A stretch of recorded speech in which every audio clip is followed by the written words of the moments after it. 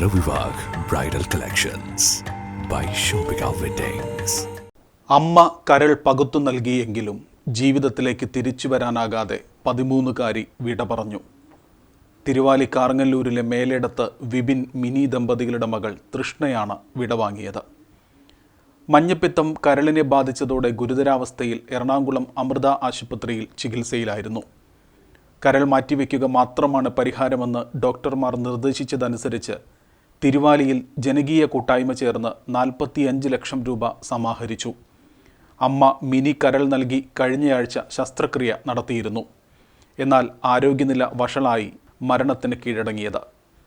Thiruvali government higher secondary സ്കൂളിലെ 8ാം class വിദ്യാർത്ഥിനിയായിരുന്നു തൃഷ്ണ.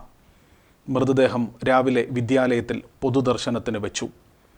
വിദ്യാർത്ഥിനിയുടെ അകാല വിയോഗം ഒരു നാടിനെ ഒന്നാകെ ദുഃഖത്തിലാഴ്ത്തി.